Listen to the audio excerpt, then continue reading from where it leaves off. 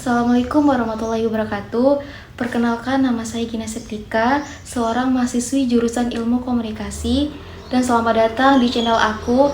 Kali ini kita akan bahas sesuatu yang mungkin belum banyak kalian dengar tentang 4 pulau kecil di Aceh yang katanya tiba-tiba pindah ke Sumatera Utara. Tapi sebenarnya apa sih yang terjadi?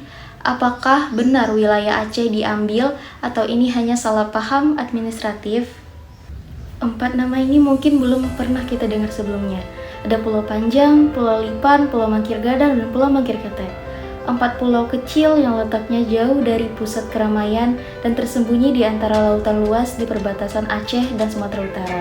Tapi, beberapa waktu terakhir, keempat pulau ini mendadak jadi sorotan. Semua gara-gara satu kabar mengejutkan, yaitu pulau-pulau yang selama ini dianggap milik Aceh tiba-tiba tercatat sebagai bagian dari Sumatera Utara. Masalah ini mencuat ketika data Kementerian Dalam Negeri menyebutkan bahwa keempat pulau itu masuk dalam wilayah administratif Kabupaten Tapanuli Tengah, Provinsi Sumatera Utara. Padahal, menurut pemerintah Aceh dan warga lokal sejak dulu pulau-pulau ini tuh masuk dalam wilayah Aceh Singkil. Buat sebagian orang mungkin ini terdengar sepele, tapi bagi masyarakat Aceh, ini bukan cuma soal peta, ini tentang soal identitas, sejarah, dan hak atas wilayah mereka sendiri. Bayangkan, pulau yang biasa digunakan para nelayan Aceh ini untuk mencari ikan, tiba-tiba dibilang bukan lagi milik provinsi mereka. Pulau Panjang misalnya, bahkan sudah dijadikan pos pantau militer sejak 2017 oleh TNI Angkatan Laut. Artinya, secara aktivitas dan fungsi, pulau itu memang digunakan oleh pemerintah dan masyarakat Aceh. Namun faktanya, batas wilayah administratif ini tidak ditentukan hanya berdasarkan penggunaan dan kebiasaan.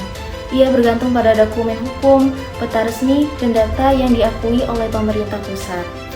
Masalah ini mulai muncul karena rupanya banyak data batas wilayah di Indonesia yang belum sepenuhnya lengkap dan resmi. Banyak juga daerah yang belum merapikan dokumen batas dan akibatnya saat Kemendagri menyusun peta wilayah digital nasional, ada beberapa pulau yang jauh ke provinsi lain, bukan karena dipindahkan, tapi karena datanya tidak valid atau tidak tersedia. Dari sinilah muncul salah paham. Aceh merasa wilayahnya diambil dan Sumatera Utara merasa tidak pernah mencaplok. Sementara pemerintah pusat bilang ini cuma soal kelengkapan administrasi, tapi reaksi publik tak bisa dibendung. Protes ini muncul dari berbagai pihak di Aceh, seperti demo, pernyataan resmi dari DPR Aceh, bahkan tagar-tagar di media sosial bermunculan. Isunya melebar kemana-mana, ada yang menyebut ini bentuk penghilangan wilayah, ada juga yang mencurigai kepentingan ekonomi di baliknya. Namun, di balik ini semua kegaduhan, ada satu hal yang terlupakan, yaitu suara masyarakat di sekitar pulau. Mereka yang setiap hari bergantung pada laut, dan mereka juga yang tak pernah tahu soal dokumen batas, tapi langsung terkena dampaknya. Ketika batas wilayah tidak jelas, yang bingung adalah warga. Mereka bisa kehilangan akses layanan publik, sulit mengurus administrasi, bahkan terancam kehilangan tanah dan laut tempat mereka hidup. Saat ini, pemerintah pusat mendorong penyelesaian lewat pendekatan damai. Pemerintah Aceh dan Sumut diminta duduk bersama, menelaah dokumen, menyelaraskan peta, dan mengusulkan revisi jika memang ada kekeliruan. Ini bukan pertama dan mungkin bukan yang terakhir.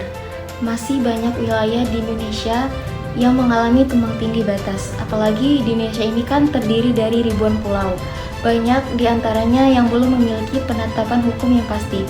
Tapi kasus 4 pulau ini memberi pelajaran penting bahwasanya batas wilayah ini bukan cuma soal digaris di atas peta, tapi ia menyangkut rasa memiliki sejarah dan kepastian hukum. Dan yang paling penting, menyangkut kehidupan warga yang tinggal dan bergantung di sana. 4 pulau kecil di ujung barat Indonesia ini mengingatkan kita bahwa negara bukan hanya hadir lewat dokumen, tetapi lewat pengakuan terhadap hak dan keberadaan masyarakatnya, seperti Pulau Panjang, Pulau Lipan, Pulau Mangkir Gadang, dan Pulau Mangkir Ketek. Mereka mungkin kecil, tapi kisahnya menggambarkan betapa pentingnya menjaga data, mendengarkan warga, dan memastikan bahwa tak ada satu jengkal pun dari Indonesia yang hilang hanya karena kita lengah. Itulah tadi penjelasan tentang polemik 4 pulau kecil di perbatasan Aceh dan Sumatera Utara. Kasus ini mungkin terlihat sederhana ya, tapi dampaknya bisa besar terutama bagi masyarakat yang tinggal di sekitar wilayah tersebut. Semoga kedepannya data wilayah kita ini bisa lebih tertata dan masyarakat tidak dirugikan karena persoalan administrasi. Terima kasih yang sudah menonton sampai akhir. Wassalamualaikum warahmatullahi wabarakatuh.